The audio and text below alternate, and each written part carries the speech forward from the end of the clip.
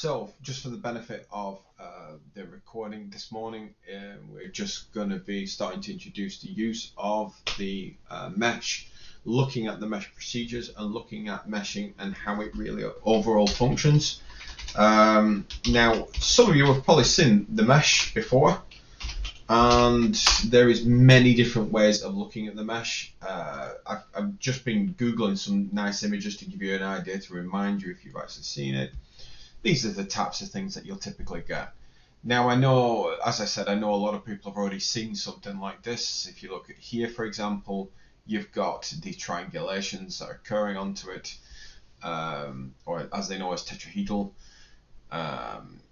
You have these types of allocations. Now, something like SolidWorks, for example, if you were going to do FEA SolidWorks, SolidWorks is restricted to a pyramid output. The tetrahedral response allows you to deform that tetrahedron, and then you have a hexagonal structure as well. Bigger FEA softwares, such as things like like Comsol, ANSYS, Abacus, they all allow for multiple different types of inputs. So these are all variant that you can have on it. Now, I don't want to focus it too much on just the FEA software itself, because the FEAs, they're all very, very, very similar. But I do want to try and focus on, I'm going to steal that image because it's a nice image for us to actually just start to elaborate a little bit further.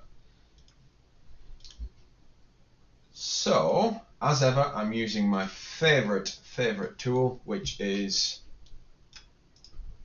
Visio. No, swine.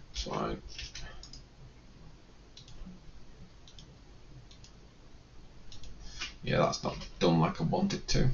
So let me just change that. I just want to get just something for us to draw straight onto.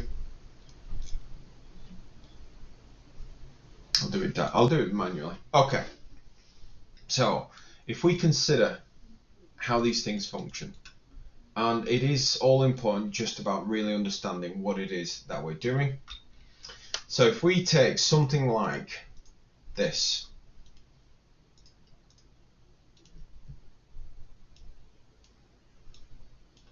so if we consider that, it's a black dot, it's a point, it's a positional point, it's a coordinate point, but it has a lot of behaviors that you can actually do with that. Now, if I look at that, that would be simply what's called a node.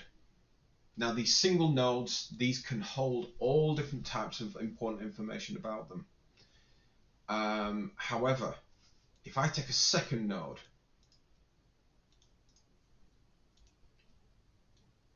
and put it there, now really what I'd end up with now is x1, x2. Or I could have a category, which this is where we're going to go with this. So we now have two nodes within it. If I connect these together, this becomes what's called a one-dimensional element. Well, really, again, I really want to make sure that there's no confusion with this, so I'm just going to change that and actually manually draw that.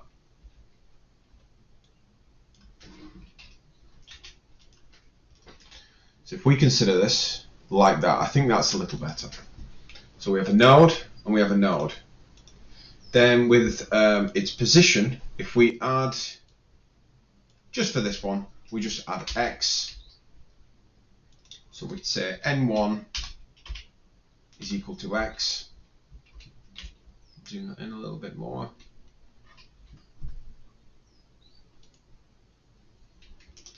And then what we've got is something where it starts to open up a little bit. Now, this is just one-dimensional node. Now, the reason I changed it, you'll notice I had x and y on there. With the x and y on there, this becomes a two-dimensional element that can move in its own right. And what I want to do first is just examine this idea.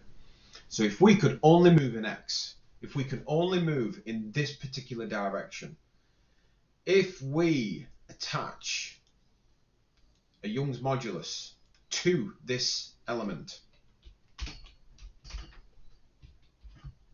so if we attach a Young's modulus to this element, what it will do is it will behave in this direction, so in the X direction.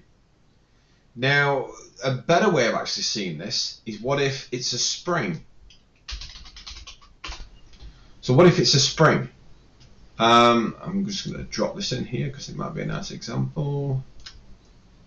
So what if this becomes a spring? If this is a spring, in any type of spring we have a K, yes? This is where we have a spring stiffness. This spring stiffness can dictate a lot of aspects about it. Its elasticity, it's the way it's going to move. In a spring, for example, we'll have a natural damping. But if we relate this to these two nodes being connected, what we've got is the equivalent of a pipe. Think of it as we've got the equivalent of a pipe that can only be pulled. So if we then change this and call this K, this becomes, I know it sounds crazy, but this becomes the spring stiffness between it. And this allows us to look at deflection. So for example, let's say for argument's sake, I then take this, and with it, let me just, I'm putting way too much time into this. So if I just presume, I'm going to draw that just because I know it's a bit crap, but it will just explain what I mean. Oh, that didn't work out well.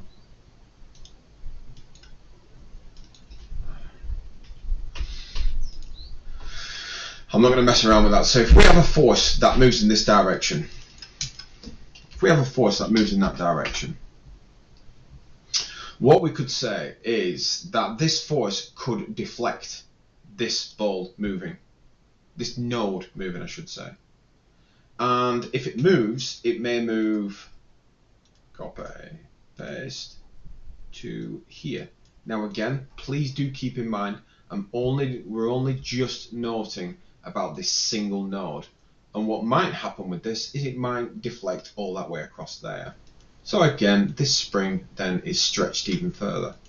And the reason I said spider's nest at the spider's web at the start, if you think about it, if you took your hand, placed it into a spider's web, you can see each connecting bar, each connecting thread between the actual web itself extend and contract. They never curve and they never bend, they actually just extend and contract. This behaves exactly the same way. We've got an extension and contraction, but based on the Young's modulus or our makeshift spring stiffness.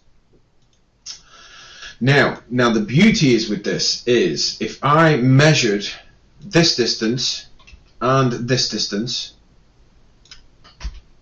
what we can get from that is we can get strain. Strain is obviously calculated by delta L over L. So the original length, the new length over the original length will give us our strain. If we have our strain, what we can then do is go back and do stress over strain, and then what we'll actually get, because we've got the Young's modulus, what we actually end up is a way of being able to calculate everything. And that's all from this single node movement, just between these 2 points. Now I understand what you're going to be thinking is, well, it's very rare that you do things like that. And you're absolutely right. So this then prompts the idea of the discussions that occurred in World War II, where they looked at ways of being able to solve these types of things. Now I do appreciate a lot of you will sit well and go, well, this is basic mechanics. This is basic mechanics, and this is how meshing is built. Each triangulated position, each connection between each node is a multiple reconfiguration again and again and again and again and again of the exact same thing. So if I just remove this back, Now let's say, for argument's sake, what we wanted to do, oh, that didn't work out so well. Now for argument's sake, let's say what we wanted to do is we wanted to move in an extra coordinate. Obviously now what happens is we get y in there. Sorry, that should have a comma. So now what happens is we end up with y in there. This now gives us that extra coordinate. However, this becomes a little bit more tricky. What we end up with from that is we now need a way to be able to tell it the stiffness is as per each direction. So what we tend to use is an element called sigma. Now I've written this equation in the notes, and what I'm actually going to do is just bring this across because I want to just explain how this is functioning. Very special. Let's just go.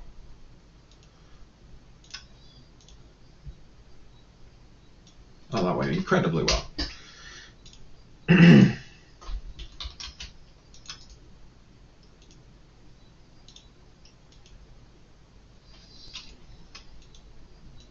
I'm not having much luck there. Let's try that again.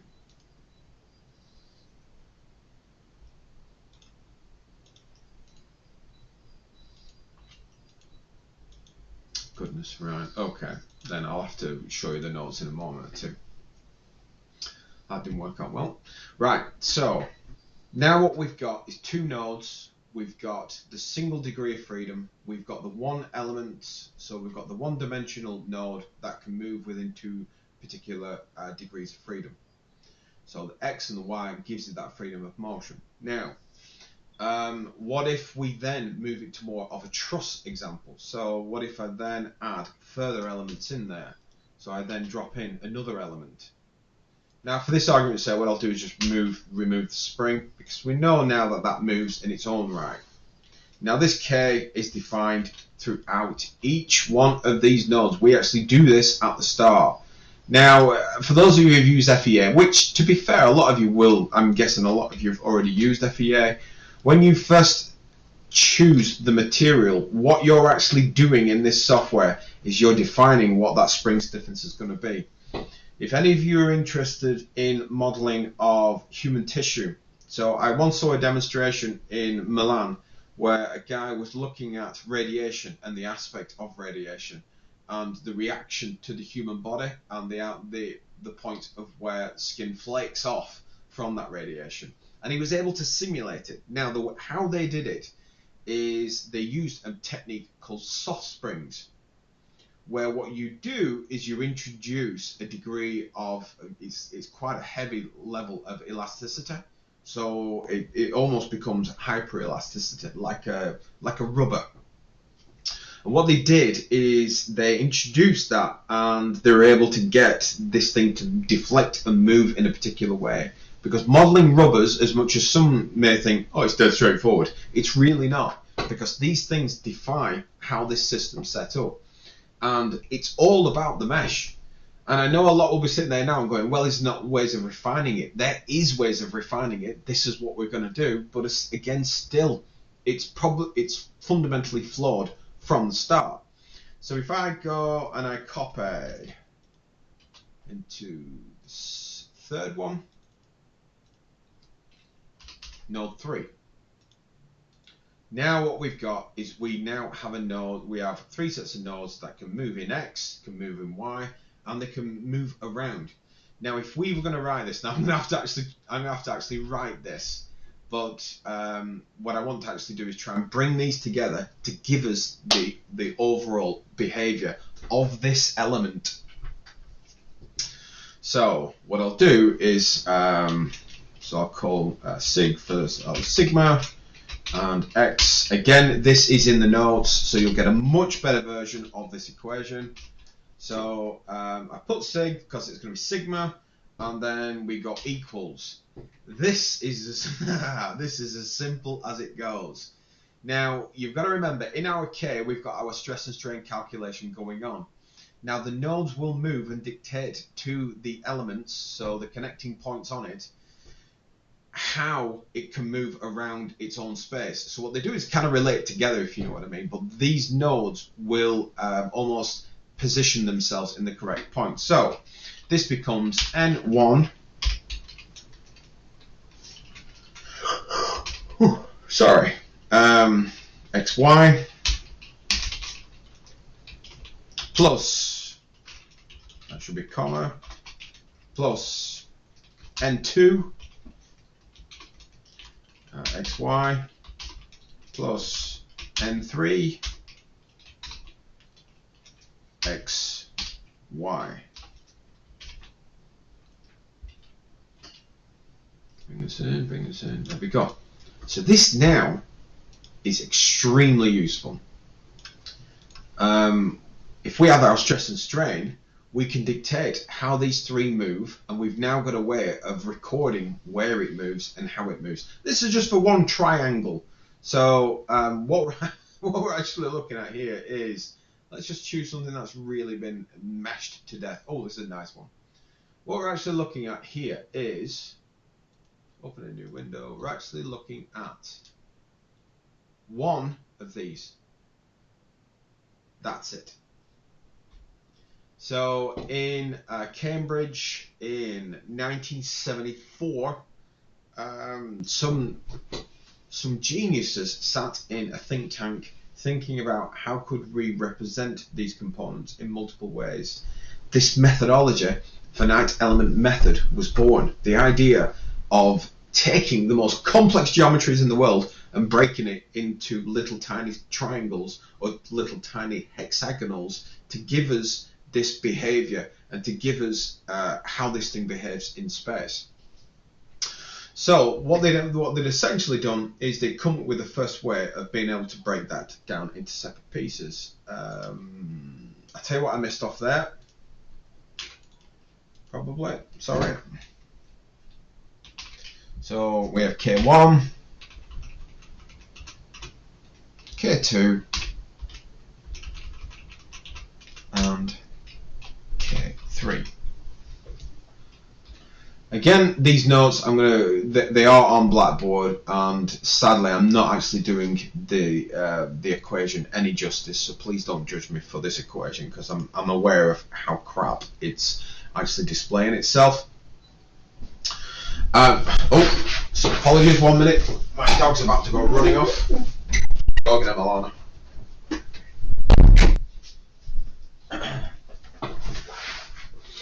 Right, so we've got the three-dimensional element. Now what it puts into a position of is if we end up with multiple. Now let me just put this over here. The reason I want to do this is it's quite vital as to the process that comes from it. So now with this theory, what a lot of people realized is, what if we were to try and summarize, and what if with this equation, as we know, if these equations come into play, how do we know that it's going to be moving in a particular right direction? How do we know if these two nodes interface with each other? Is that not going to create double negatives? Is that not just going to cause errors? The truth of it is, it will. So what we actually do is we can't just solve it straight outright this way. What we actually end up having to do is, I'm going to have to bring the notes in. I'm never going to be able to do this justice. So what we actually have to do is we have to convert these into a matrices. We place each value into the particular matrices, and what it will then do is it will give us what's called the stiffness matrix.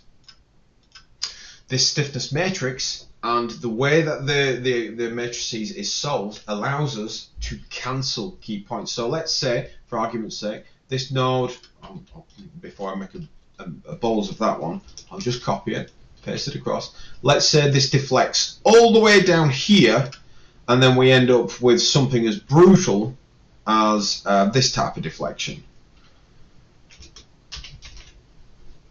Then we end up with something as brutal as this type of deflection all the way down here. What we end up with is overlapping.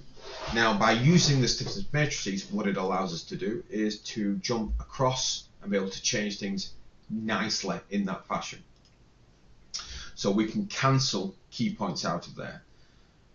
And again, that's where these force nodes and matrices come from. Now, the problem is if we consider this, if we consider how this is moving, if we then group these together, so let me just delete that and then delete that. If we then group this together, so let's say I want to bring more nodes in, so bring another node in, and then another. Again, we've got that distance across. Those of you who have been in Mushi's module, you'll be well aware of the truss process and how to calculate trusses, because I know it might have been some time, but no time like the present. So what we then do is we calculate it in this way. And what these things do, they all are built on a truss example. So when this deflects, let's say this was a single bar here. Let's say this bends. If this was a single bar and this bends, how it would actually bend on the FEA system would be like this. Now, please bear with me, because this is going to be very, very exaggerated in comparison. Because those of you who look and go, well, it doesn't look like that. How a bar, single bar, let's call it a single shaft, would bend like that, because it's all springs, it's all linearized. And for the past 30-40 years, people have been looking to try and solve greater. Sorry, yes it is. Yes, it is been recorded. So as for the past 30-40 years, people have been looking to try and refine these more and more, to try and look at more alternate ways to make them even more refined. Now, those of you who've met Ted, or you'll know, or Natalie, for example, they look at trying to refine these meshes as much as humanly possible, because this resolution, let's say this is a bar, and let's say it failed at this point. If this is the case, it means all it can do is linearize between these 2 points. It will not give you a failure point here. So what you've got to try and do is you've got to try and bring these nodes down as close as possible. However, what you've also got to try and do is make sure that you don't overclock the PC completely, or else trying to simulate something will just cripple the PC instantly. So this is a really tricky process. This is not straightforward, and it's a little bit, you do kind of come away and think, I'm just really annoyed with this, because you're continuously fighting against the tides in many ways. Now, as I said, if we considered something like a truss, this is the principle of the truss, and the way that the truss is calculated is identical. So calculating something like that would be dead straightforward, and building something like that would be dead straightforward. We are going to do an example of that, by the way, and then we're going to move on to something more juicier, a bit more refined, and keep moving forwards. But yes, so when you look at softwares, when you look at FEA softwares, when they come back and they say we are 99.7% accurate, what they're referring to is this. They're referring to their ability of being able to refine their meshing procedures as closely as possible. Nothing in your simulation is more important than the mesh. Everything else is secondary. Everything else you can simply fix by value change. If the mesh is not right, no matter how awesome of a CAD designer you are, it will not work. For those of you who've been sitting my surface modeling module, this, if you've done a poor model and it translates across, this is what I've talked about when it just won't work. The better CAD model you can introduce, the better. So this is just simply two-dimensional node elements. Now you're probably thinking, well, how do you add the third one? It is literally that obvious. We're going to bring in a Z, and we can dictate a little bit further how it will move. Now, you can go into lots and lots of juicy depth on this. I try to keep it as straightforward as possible for you all. These are all the nodes. That's the equation that I've just brutally butchered on the screen. Again, so you've got your single node, you move to your three-dimensional node, well, your three common nodes. That's the breakdown of that node behavior. And I'm just trying to give you a key element about that spring stiffness. Then bringing in the description of that linear behavior and how that linear behavior works with a nice resultant force calculator on there, just to give you an idea of how these things interface, and then nicely moved into that stiffness matrices. I did put it in there. No, oh yeah. And just explain about the stiffness matrices, which is our overall importance with this. Now, anybody who's interested in composite, anybody who's interested in any types of nonlinear behaviors, the stiffness matrix is not balanced in all three component elements. So something like this, you could do that with a unidirectional carbon fiber, but what you end up with is different K values on each node for its difference in direction. So we are going to go through that. We are going to build something like that to take you through it. I do want to really give you a good variation of different types of approaches. So today what we're going to do is start looking at using Comsol. Comsol is MATLAB's sister company. Comsol is a nice bit of kit. It's a nice way for us to get started with this. I am going to test you all in a couple of minutes with some old equations. If it slipped your mind completely, please don't worry. We are gonna I'm gonna solve this for you anyway. So first things first, let's navigate to Comsol. I'm going to go to forgot about that. I'm going to go to I'm going to close all these actually just so I can do this from scratch. So what I'm going to do is navigate to UCLAN remote access.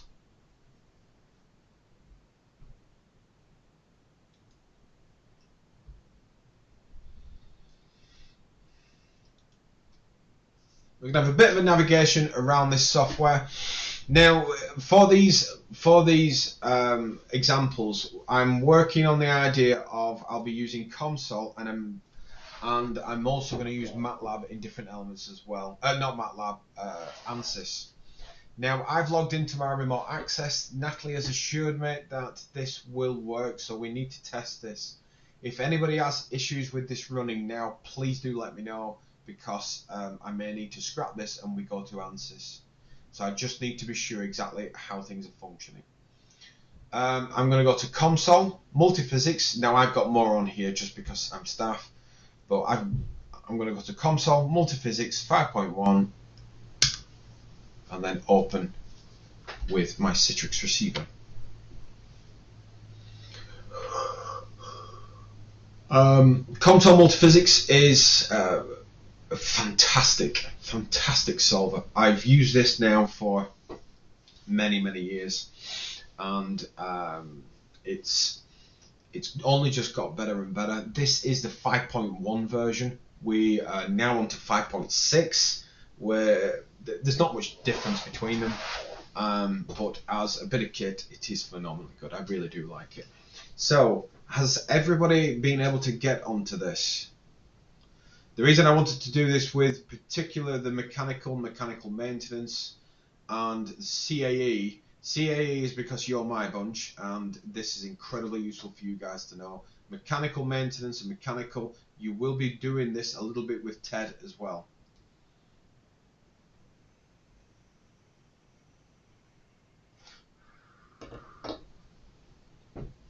Again, I'm just gonna hold on a minute, just because I'm gonna wait to make sure that everybody got this working.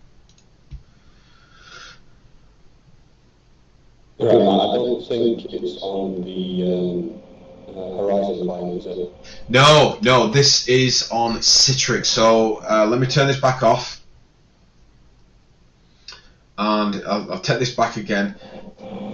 It's here. Now,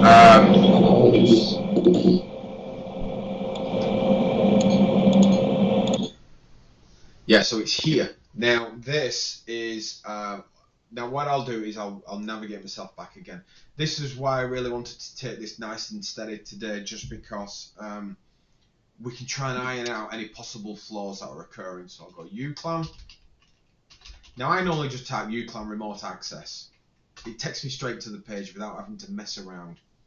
You guys all have access to this. We have 2 clients that we have on it. One is Horizon, the other is Citrix. Natalie, because I know most of you know Natalie now. Natalie has placed all of Tribology software and Comsol onto here, onto Citrix. I've got it mapped, but it came up with some kind of warning over 3D modeling. Came up with a warning? Yeah. Oh, hang on a minute. Somebody Yeah, else. same. Let's have a look. I've put up the warning on the chat for you to see.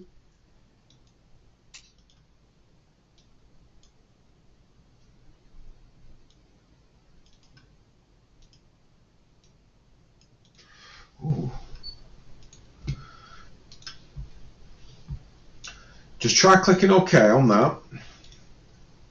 It's the only reason I say that. Try clicking OK. It loaded up, but just got that warning first. Yeah, it's referring to the graphics interface, and the beauty is with this, we're not doing anything that's like super rendered.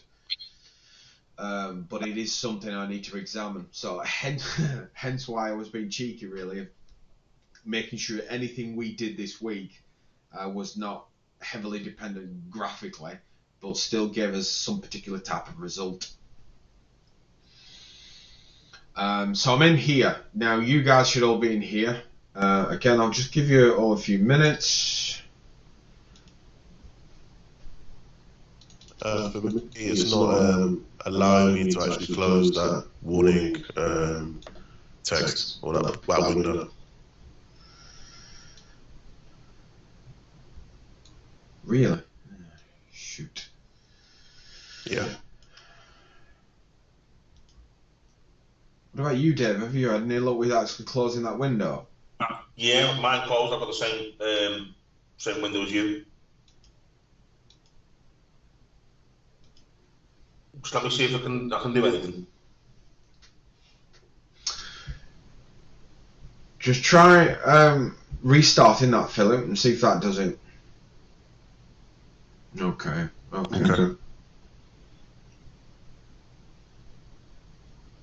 Yeah, it seems to let me do stuff. I'm on the model build at the minute. Okay.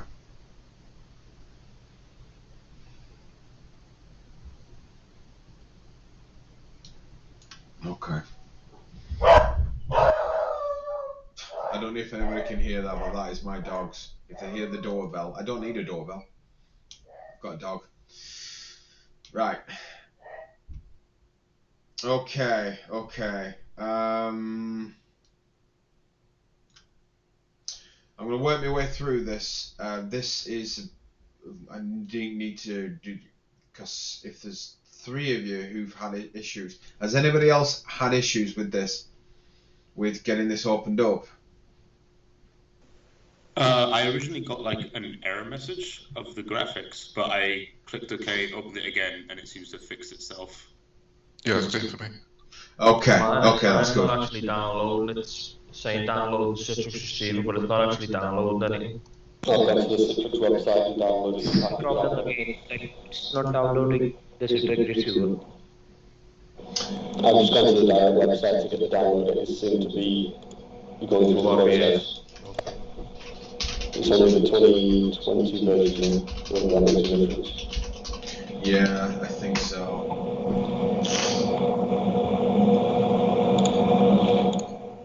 Sounds like you're sat in an airport, Mike. I won't lie.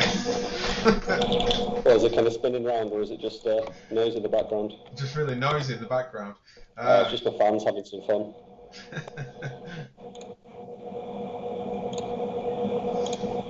That's a good point. Can we download the software to use on our PCs if we've got the capability to do? What's Comsol? Well, Comsol, MATLAB, Comsol and I've got ANSYS, MATLAB. both sets, they completely restrict all access. You should see the pricing for student licenses. They kind of go, "This is for students. Are you kidding me?" Yeah. So I will have a good look. But as far as downloading it, it is very much hit and miss. Yeah. But anybody's interested, do get in touch. I'll let you know. Just because at this point I can't give you a straight answer. Right, so it appears that the Citrix is not downloading for everyone. If you do get the error, just try doing what a few have done, and that's just restarting it to see if that occurs, see if that fixes the problem. What I'll do is I will just slowly move on with this. I'm not going to, again, we're not doing large levels of computation with this. It is very, very light stuff that we're doing. What I do have, though, is a very old school problem. Now, a point like this will take some of you right back to school, or some of you right back to first year. The reason I've done it is it's a really, really classic example of using nodes, and these are really the very early stuff of being able to use nodes to solve something like this. Now, when I talked about before, in the earlier stuff, I was saying about that we can have linker elements. So if I just switch back to my very, very, very impressive drawing, and if you think about how these are behaving, if this was not here, so if I just copy this, copy you, oh no, sorry, if you just imagine these all connected, the way that these nodes behave is they're nicknamed linker elements. So then if you put these all together and say that there is a second moment of area in between these, what you end up with is just linkers. So they're just linked together, and they're nicknamed linker elements because you actually don't model any geometry at all. You just say what your cross-sectional value is, and then you apply it. And if you come back to something like this, you can kind of start to see why people lost their marbles when they noticed that this was doable during World War II. Because a lot of people looked and went, wow, that is incredible. So what we're going to do is work our way through something like this. Now, I will give you all just a couple of minutes to resolve these. Now, what I'm interested in you resolving is solving the forces between D and E, and also solving the forces between C and D. So D and E and C and D. So these two particular node element areas. What I want to know is what's the maximum force that's there. So as I said, I'll give you 2 minutes to solve that. I'm even going to pause. Shot. Just to point out, I've totally forgotten myself. We've been discussing an awful lot about these, getting this working, and everybody's on the recording. If any of you are not happy with it, please do let me know, and I will delete the recording. I'm just saying, just because everybody's on the recording, and it will pick you up. So, very, very simple approach towards it. I'm not going to insult your intelligence at all. As ever, it's 4 FDE by over 2 square root of 13 by 10, and which gives us overall of 18 kilonewtons, of which is shared between D and E. So this will be compressive stress, because obviously if it's pulling down, You're going to have compression between E and D. And then when it comes to the second member, we've got 15 kilonewtons. Again, I'm going to upload these notes. You will have these notes. And yeah, so let's see if we can actually verify these sets of results. Now, there's some really, really cool functions in Comsol. It's one of the real reasons I personally love it so much. I've even been so nerdy that I've actually done Comsol conferences, and some of these guys in there, you've never seen people like it. You know, the people who have to adjust their eyes to light just because some of the stuff they do is amazing. So what we'll do is we won't dick around with the basic model. We'll use the model builder. It makes life easier. So let's go to Model Wizard. In here we have all 5 different elements that we can, 6 elements, sorry, that we can look at. We can go as simple as 0 degree of freedom, point element. Now, somebody said to me before, what is the point of using something like that? The beauty is with this is you can choose a point, choose another point in space, and you can actually look at the radiation between them because you assume certain elements about it. Got to remember that in every single research paper that you read about FEA, they say, we assumed. The assumption of something is always there. If you assume it, if you acknowledge it, this is where it gets good. So, but if we wanted to look at something as simple as heat transfer between 2 particular points, and we knew what that material was going to do, what we could actually do is use a 1 degree of freedom one. And all it actually asks you for 2 points. Take these 2 points, you put your inputs, and then you put your outputs, and then you can look at what the material's doing. This software boasts itself so much it can run on the world's worst PCs. However, it can also run some scary good simulation results. Now, anybody who's interested, for me, when I was doing PhD, I actually looked at the piston ring interfacing against the cylinder, and then I looked at the wear of the ring and sections of the ring breaking off, contaminating the lubrication, and then looking at how well the lubrication could either put it into stasis or it could stop it from solidifying completely. It's really interesting how lubrication works, but it's not my forte, if I'm honest.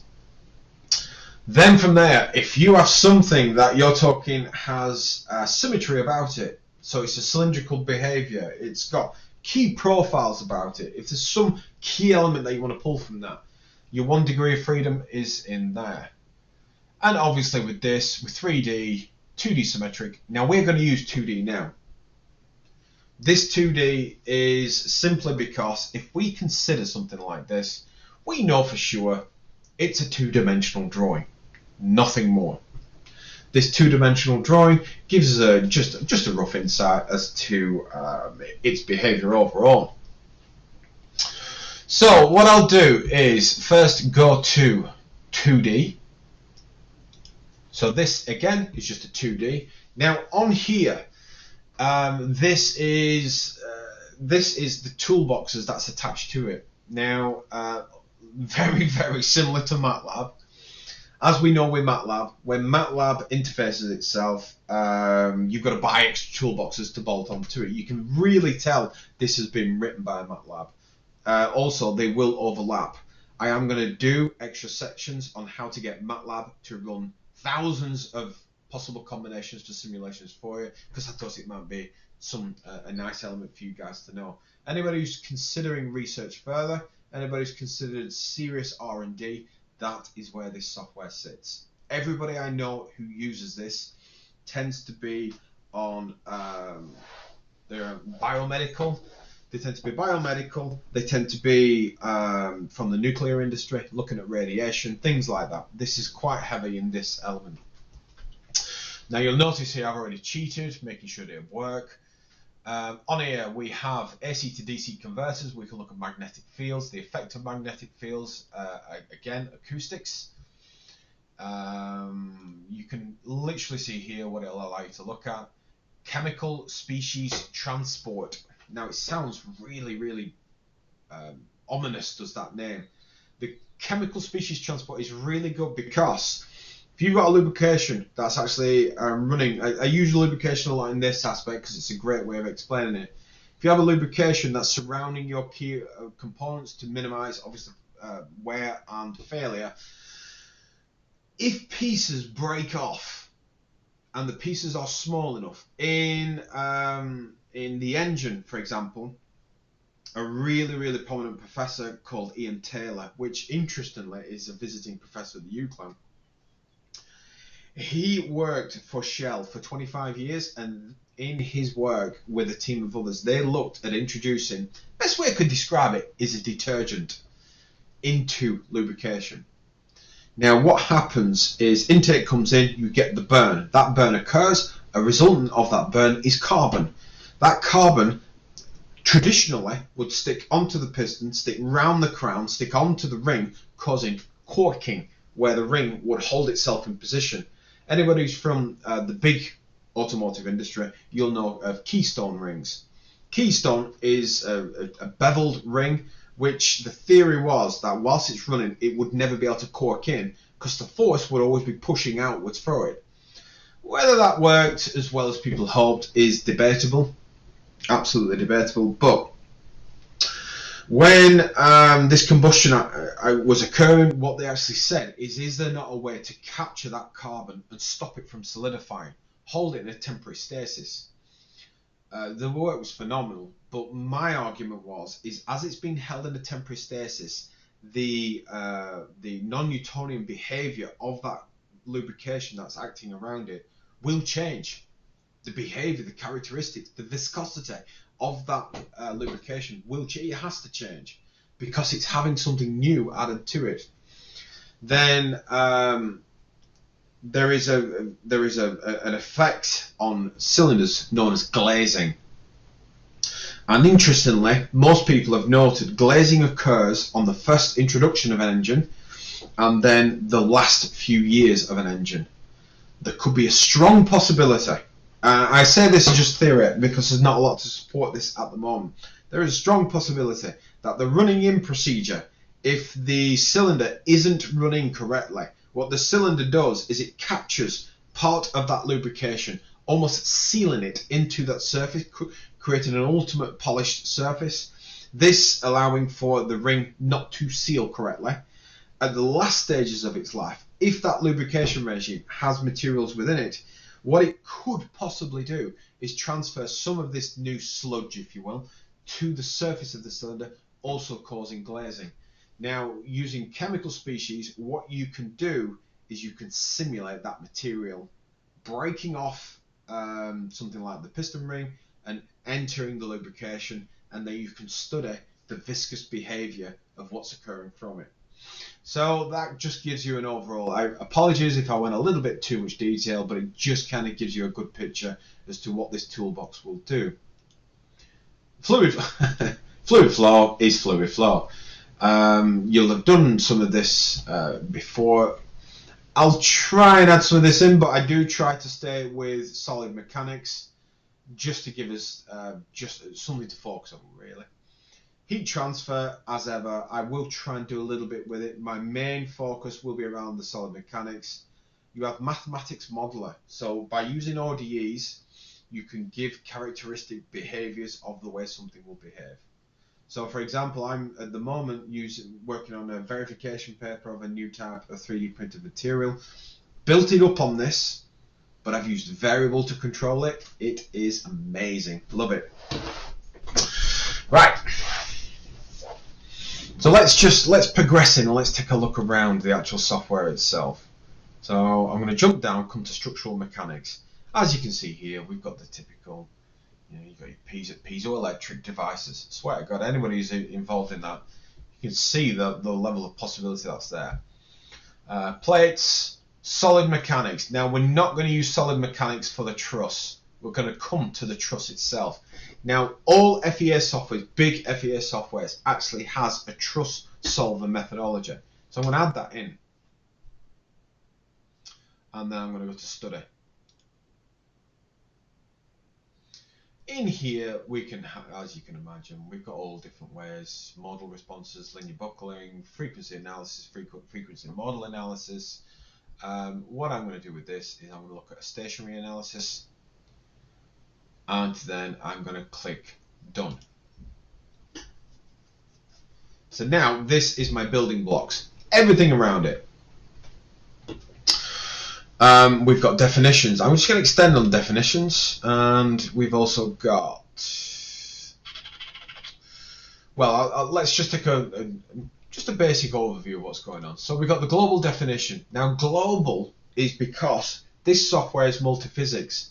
I can take FEA, put it into a thermal analysis, and go backwards again.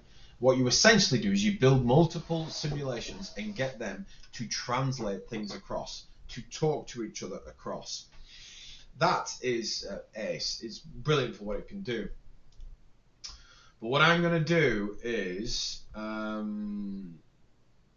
this, we're just staying with our single definition. If I come to the component, just before I move on here, I've got, you've even got the eligibility to set passwords so nobody can steal your shit. You can title the simulation. You can put a little thumbnail in if you like. You can use unit conversion, so you choose the right unit that you're operating to. Even choose the font. Now I'm partial to Times, and it's just because I just think it looks really grand. So I'm going to go to Times, and I'll just set that to 12. So you'll notice here down the edging is now completely changed to Times. And now there is a few ways of being able to model this. What we'll do is model this from scratch, and then we'll take this a little bit further. So I'm just going to come down and go to geometry. Now here, as ever, you choose where your units are going to be. Let me just have a look at what the sizing was. So we know we've got 6 meters across, 4 meters down, and we've got points added to here. Now please don't follow me on this bit, just because I'm going to show you what happens if this gets done wrong. And believe me, really annoys you. So that's why I want to do the annoying bit, show you what not to do. So I'm going to go geometry, and I'm going to go to line. Now you kind of go, right, what's the quickest way? The quickest way of doing this is just doing this manually. So we know that the distance for it was 6 meters. So if I come up to here, snap to there, come across to 6, and then you come down to 4, and then back up to here. And it will still want to keep drawing, is what it does. But again, please don't follow me on this, because this is going to be wrong. So I'm going to right click. Now when I right click, it confirms I am done with drawing. Do something. And you look down this list, you'll see it's solid. It's not what I wanted. You go to type, and I'm just going to change that to open curve. And build. Now, this is where it gets really annoying. I'm actually off 0 there, which is a little bit awkward. It doesn't matter. You want these to be connected. So I'm going to click onto line. On here, I've got my selection tool. I can go edit. I've got selection object, selection domains, selection points, selection boundaries. I'm just going to select the object. So the reason I've done that is if I bring in my line, it'll tell me when I'm connected to the line. So connect there, and then connect. There you go, like that. Right.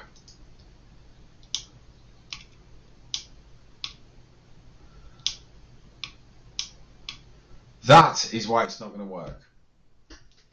So again, I hope you didn't follow me on that, because that was the wrong way of doing it. This is just for solving a truss. There is an alternate way with trusses, and it's simply points. When you have points in space for something, you know where it's going to go. You know what it's going to do. You know where it's going to be. So I'm just going to bring this back. So again, do not do that, because it will just wind you up to death. This is the only time that we're really going to do a truss. I just want to give you that insight as to how this is done. So what I'm going to do is I'm going to add a point. I'm just going to bring this across. So I can see this on my side. So again, it was triangulated system, and all I'm going to do is right click and click on point. Point. Comes in and it says, right, give me the X value, give me the Y value. Now I'm going to start it at the wall, so I'm going to say, well, that's it. Now I'm going to right click, add a point. And now it wants to know the X value and the Y value. I'm not going to move anywhere in Y, because all I'm going to do now is put these key elements in of where it's connected. So I'll say 2 and build object. You can see where I'm going with this. So I'm going to put another one in, and again, this is relative to 0, by the way. So I obviously got 2, then I'm going to go 4. Oh, that nearly went very awkward. I'm going to go 4, build. Then I'm going to go point. I'm going to go 6. Then again, into a point. However, now I've come all the way across the top.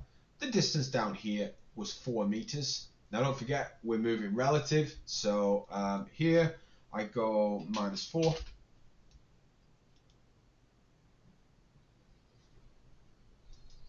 Again, at another point. Now here is where I'm just going to change things a little bit. Now, oh, God, this is awkward. So it's 4/3. So it's like 1.33 reoccurring. So I've got 1.3 distance down. Because all I'm doing is just saying where the point's going to be up this triangulated position. So I'll go -1.3 multiplied by 2. It's because it's coming from 0. So if I build that, it should put it there. And then finally, I'm going to duplicate this one, because this now goes to 4, and this comes down to here. Granted, I could make that value a little bit closer, but it will still get us something nice to work with. Now to show you what I'm creating with that is what I've been creating, this position, and all we're going to do now is snap all these together. Now in Comsol, like MATLAB, you can do all this modeling by variable, and this is the last time that I'm actually going to really work my way through by genuinely putting in piece by piece. We are going to really move to variable control. It's just because outside of a truss is a truss, but outside of a truss you're going to want to be able to simulate something with a bit more aggression, a bit more focus with it. So this is going to be the last time that we'll really go into a truss example, I think. These examples are phenomenally good if you want to do a chassis. If you have a space frame chassis and you need to simulate that space frame chassis, I mean, I did 2D, you could do 3D. And all you're doing there is you're adding a Z coordinate position. We're almost going back to that node element at the start. Right, so now what I need to do is I need to connect all these lines together. So I'll go here. And you see that snap is turned on. Now because I've got these points on, when I bring it into position, it'll snap on to you, to you, to you, to you. And all I'm doing here is I am just creating the exact truss from the example.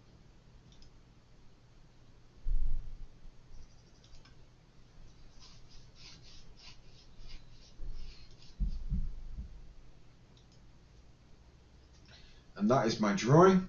So I right click, and you see here it's coming as a solid. We don't want it to be a solid, we want it to be an open curve. We'll call it a closed curve. If you've not done, and if you need to, make sure you hit save. Just get this saved, because you may want to come back to this to elaborate on this further. I would like to challenge you to do a 3-dimensional one of this. Now, normally when we run through this, what it needs to know is it needs to know exactly how these things are built up. It needs to know exactly how it's going to relate to its counter components. So if I come down, you see here where we've got form union. You're going to have to get to know and love or hate this, however. Now, form union will bring all the components here. Now, I know it's a stick drawing, but it will form all these components into a single union, or you can form it as an assembly. An assembly will assume that these are only lightly connected, and it will break it into pieces. What we're going to do, because we don't, all we have in this example is a single crappy drawing. It's all we've got. So what we're going to do is we're going to have to operate to that. Oh, I think I missed a question. Oh, no.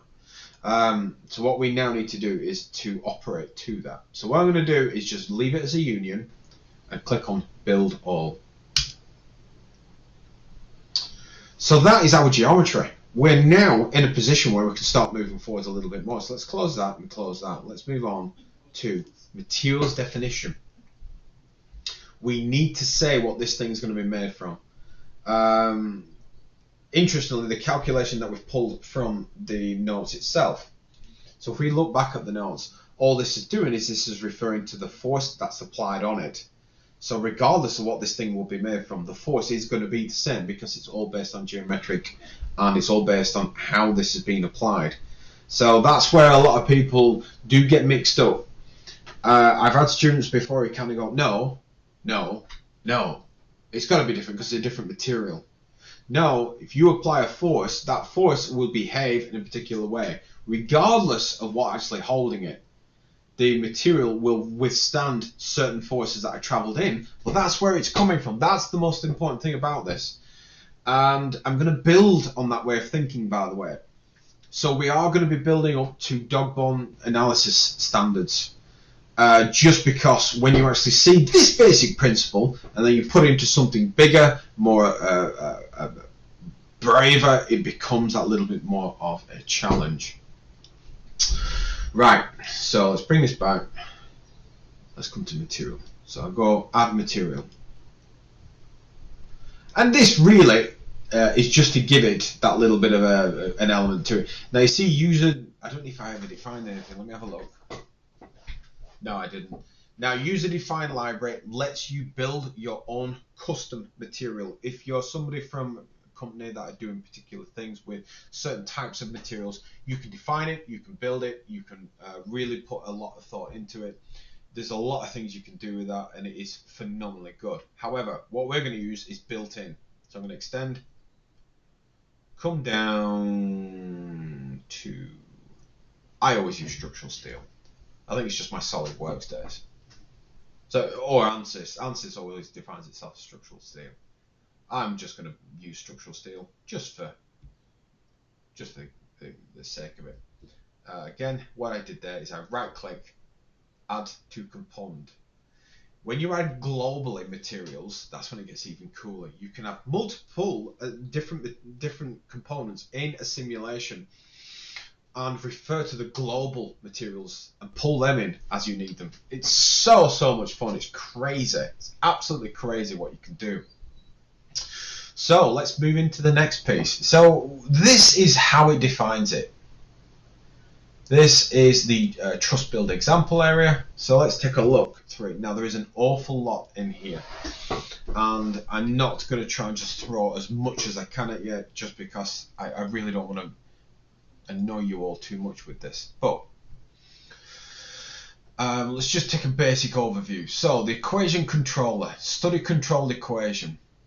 Now the equation controller, these refer to truss calculations built in. Now if you're unsure with it, you can always go to help, and under help, oh please don't crash, under help, when it comes up, what help will do is give you even more insight to what this function is happening inside of here. I'm not going to leave it open because it'll take forever to load. It's every software version I've ever used. Opening up the help causes the system to slow down. Everything else is cool, and I still don't understand that. But anyway, as we move in, we've got what's being used within this simulation.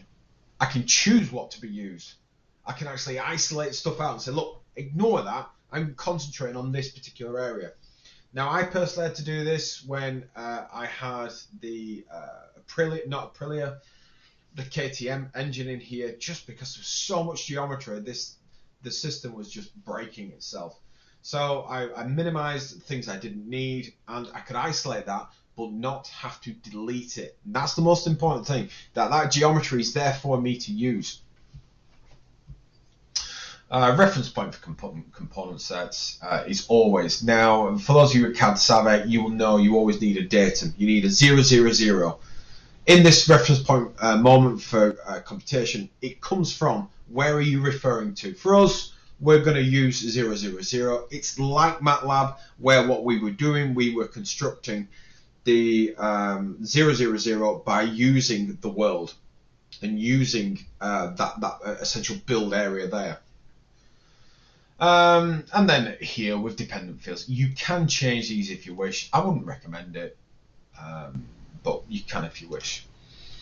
So linear elastic behaviors.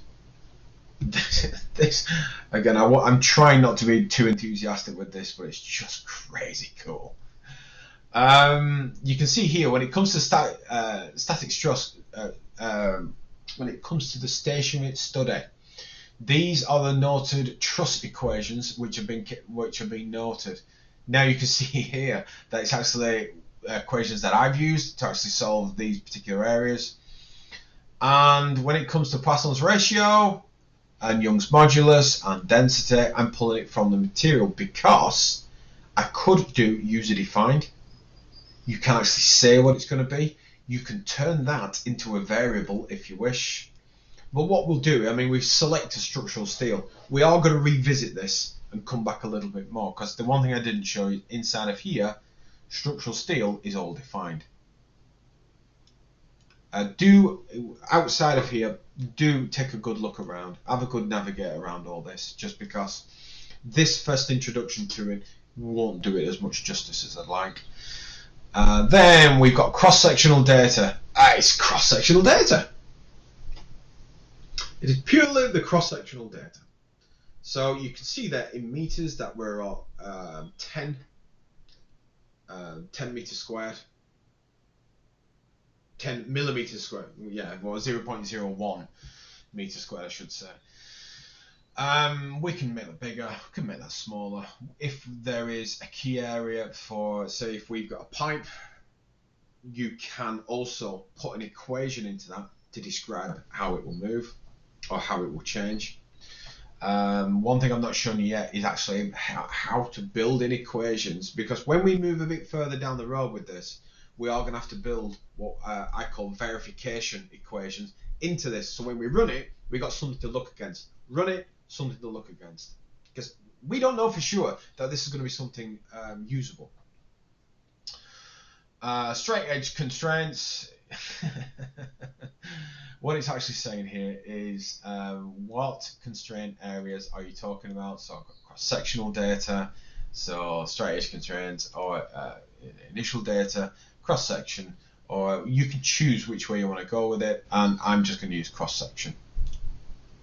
Just because that is the all-important aspect about this, the cross-sectional data. And then free. What this is if in any FEA software, when you define where something's fixed in space, it does like to know how the other nodes are going to behave. If you assign free, you just say, look, all three, in this case, 2 components of X and Y have that ability to deflect and move around where needed. And then finally, initial values. Anybody who's interested in putting an initial velocity, a displacement onto it, and then hitting it with a force. A great example of this is a brake caliper, where the disc is already spinning, and then that force is introduced to it. Anybody's interested in that, this is how we do it. But again, this is just a truss. I say just a truss, but look at a bridge. Bridges, you know, there's so important stuff. Right, so coming back to this example, we know it's fixed on each side of the wall, and we know it's going to have a force of 10 kilonewtons acting on it. I'm going to come over here. I'm going to right click. This is where all the magic happens. Quick introduction. Pairs. Continuity. The continuity is when you have multiple sets, and if you want them to behave like they're going to translate forces across. Let's say part of this is made of carbon fiber, part of this is made of aluminium, and you want that behavior to translate across. This is how you do it. You define where them 2 points interact. We will go into this even more to look at the way that this behaves. Yeah. I'm just looking at the time. I don't want to waste too much time really. I want to crack on with this. But symmetry, asymmetry, prescribed velocity, acceleration. You can say where something moves. Now these are called point things. So if we just refer back to here, you'll notice here that we got points. So it's fixed at what will be A and G, and a force is applied, what is D. What I want to do is I want to try and recreate that. So this is what's known as element. So let me just double check. Am I referring to that in the right context? Boundaries, sorry. Now boundaries refer to the lines that are connecting these together. So this is a boundary connection, and these are the point connections. So what we're going to do is we're going to fix it. First things first, I'm going to click pinned. You see that the points are highlighted. I'm going to choose this to pin at the top, here to pin at the bottom, and that is it. Right click on truss. I'm going to go point load. Choose here as a point load. Whoops. Choose here as a point load. And we've got typical force application here. So we've got the X. So X to pull it out, to put it into compression to tension in this key direction. We've got Y. Now with Y, what we need this to be is in 10 kN.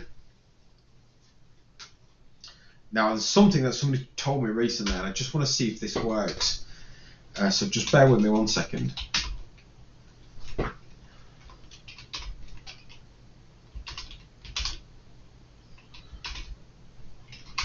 If this works, I'll explain what it is. Is positive going up or down? Oh, Joel, you beat me to it. Sorry. You see, you stole the punchline there. No, not at all. Not at all. I just want to check. Ah, it does work. Amazing. Yeah, Joel beat me to it there. Thanks. No, I'm kidding. He's right. He was asking, is positive moving up or down? Now, the only reason I do that, particular Joel, is just because there is a lot of people who come through sometimes who've used things where it does it automatically, where you click on direction. The more bigger, heavier FEA systems just presume that you will know which way you're moving. So Joel's comment of, is the force is it moving up or down, like that, he's right. So really what it means is this should not be 10 positive but 10 negative, because obviously it's coming downwards. So do keep that in mind. ANSYS, Abacus, all the big FEA softwares do not have a direction button where you go up and down. So apologies. So what we'll do is we'll put that into negative. Now this is cool. I've normally only used these in variables above. Now you see where I put the square brackets? Square brackets allows you to write the unit. Now if it goes, so let me just change this. Let me just change this to lowercase n, just so it goes orange. If it goes orange, what it's saying is you've done something really daft, something's wrong. However, if it doesn't and it goes blank, it means it accepts it. So if you do get a lot of people who go, how many zeros in kilonewtons again? But if you actually write it in that function, the system says, right, okay, it's putting in kilonewtons, fire away. And the reason they've done it is to minimize them possibilities of failures, them possibilities of things going wrong. Which, let's face it, it happens to us all dead easily. So that is the simulation built as far as this example goes. So we're one step closer. We now know that it now needs to be meshed. Now this is what I really wanted to take my time with, is the mesh. So this is pretty cool. Now the trouble is we're using a linker. We're using what this stuff was originally designed for. So it's hard to show you anything inaccurate. I'm going to right click on here. I'm going to say build all. You look there and you go, yeah, that's brilliant. Doesn't really show you anything. Anybody wants to zoom in, by the way, middle mouse button and just move your arrow upwards. What you'll see here is there is absolutely nothing there. And it's because the system is using the cross-sectional value, that second moment of area. Now, this is the default button. Every time we do this, we're going to do this, but then we're going to need to dive a bit deeper to look at exactly what Comsol's done. This is probably the last time that you won't see the mesh. But let's go to sequence type. See how it's got physics controlled mesh. If I drop this and go to user controlled mesh, see how we got here, we've got size. You can actually manually update parameters to a sizing of the mesh.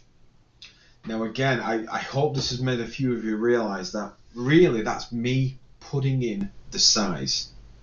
When from the start, from the actual start of all this, we know for sure that it is problematically flawed because this is the procedure it's using.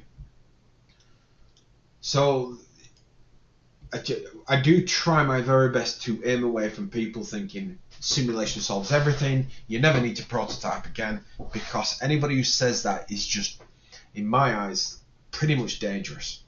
Because simulation will only just minimize the possibilities of things going wrong. It will cut money down from problems, but it will not eradicate the need for prototype. Prototype is extremely important. So you look here where it says distribution. The distribution here, all it's doing is distributing elements across, and it's even gone to just one single element. However, what I'm going to do is just change that. Let's see what happens when we put in 6. Now, this gets interesting, really interesting. So if I just bring this back, so what it did originally is it made each one of these one of the points from here. So each point on here, it was making a node.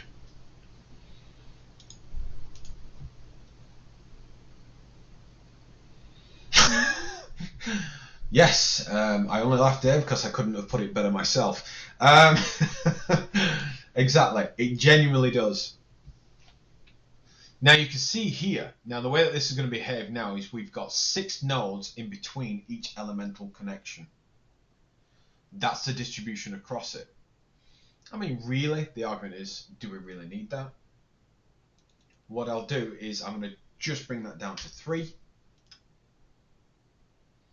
And then what you end up seeing is what looks to be nothing much different, but if I highlight across these, you'll notice that the nodes have been put like that. Let's leave it at 6, just for some interest of this.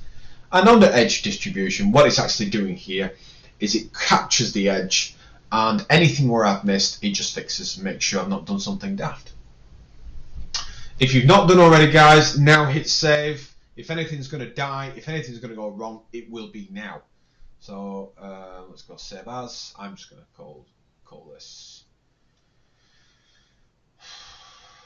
God, there's so much. I need to just put this into a folder somewhere nice, somewhere I can get back to it. So let me just scroll down. I always have my work in progress folder. So I'll call this Truss and then save. So let's go. Now everything's in. We've got a mesh in there. We've got a structure in there. We can now hit compute. Please don't fail. Please don't fail. Please don't fail.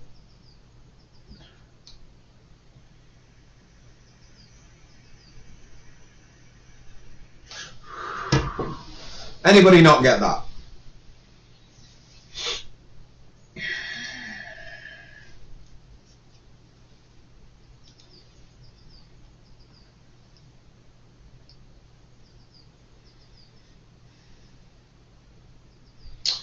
Okay, so let's just compare back. Go back to a problem that we're solving. Ah, right. Thank you for that. It's important for me to know, just because I am super keen on this topic and I get really carried away with it. So it's important for me to know. Okay, yeah, I will be doing that as soon as we get off here. I'll be decoding it and putting it straight up. Do keep me in the loop with this. This is not a straightforward bit of kit to use. Do keep me in the loop. If anybody's not comfortable with it, please do let me know. I'll sort that out as soon as we get off here. So I'll get that uploaded straight away. I'm also going to upload the models. So this, for example, just for you to navigate through and take a look and get used to being able to do these things. So just reflecting on this. I've got another comment. Just 1 second. Apologies, just want to make sure that I got all comments resolved. But yes, thank you for that. I'm very aware of that. So yeah, it is useful for me to know that. So what we were saying is that we should have got something around. Well, let me just bring this back. Let me just bring this across. So according to DE, we should be looking at a compressive force of 18 kilonewtons, roughly around 18 kilonewtons, and then we should be looking between C to D, so C to D, at a force of 15 kilonewtons. So looking at this on the upper point here, maximum record on here is 15 kilonewtons. So we did something right, which is nice. Oh, hang on. Apologies, 1 second. I'll put it into kilopascals actually. That's better. So kilopascals, kilonewtons, they are comparable to a unit change of 1, so that's fine.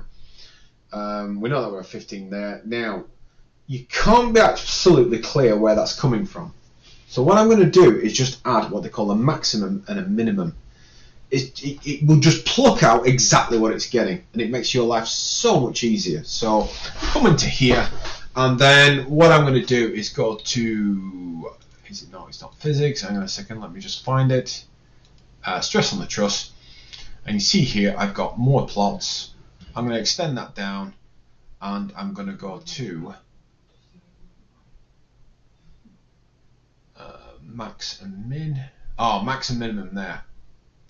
Now, I'm just going to see if this one will work because it's on a surface one. So it'll give me displacement. I don't want displacement. So what I like to do is come up here. I'm going to copy that. Come down to here and I'm going to paste that in. We are going to get used to navigating around through these, so please do not panic. I'll go kilopascals and plot. And you do look and you kind of go, okay, so where is that? If I go to log, progress,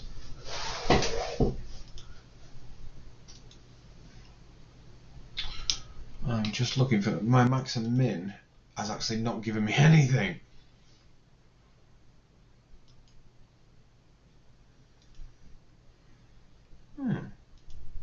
That's caught me off. It should have just given me a nice maximum and minimum output. Okay, let me just try it on a single line output then. That's strange. It just caught me off guard. Did that? Apologies for that.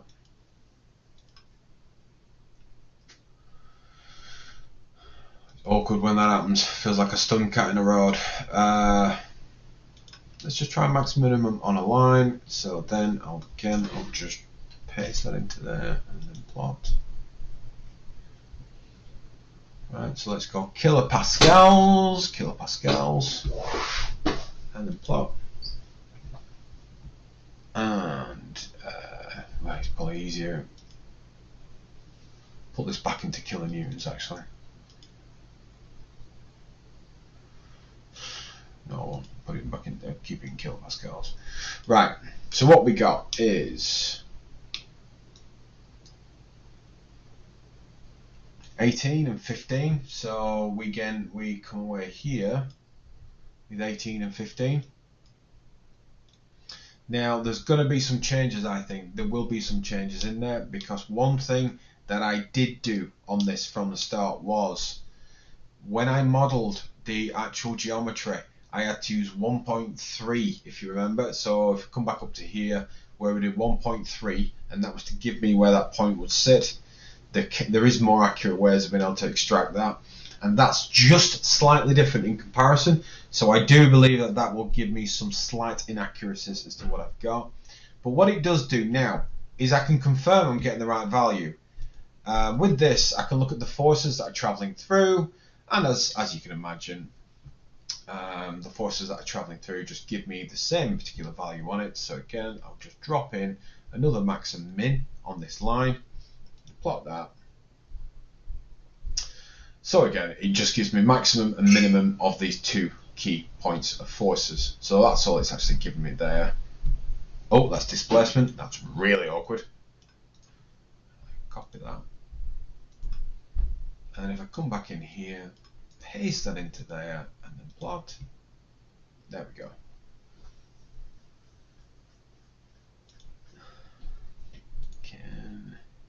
Plot. There we go, that's better. So my forces here, you can see there, I've got 18.349 kilonewtons in the negative component. So if it is in the negative component, it's obviously going to be putting the component into tension, because we're pulling it away. If it's 15.3, it tells me instantly that it's going to be for compression. So if we just compare that back to the original notes, 18 kilonewtons and here. And again, this inaccuracy here of me putting that up there is where there's more than likely a mistake has occurred. But the beauty is we've now got a nice snapshot of everything and how it runs. I'm just going to save that because I want to make sure I can save that. Because as I said, I will be uploading all these models for you all to be able to also refer to as well. Right, so I'm aware we're on 11:15. As I said a few moments ago, I will be getting these sorted. I'll get this encoded right away, get this uploaded, and for you to take a look at. To give you an idea of what I'd like to extend with this, if I right click, again, I'm just going to quickly show you this. If I right click on here, see how we've got name and description. This is amazeballs. So if I called this FDE, we are going to go through this a bit more in depth, but if I call this FDE, which is part of the equation that we're looking at, by the way, and then I said FDE is equal to brackets 10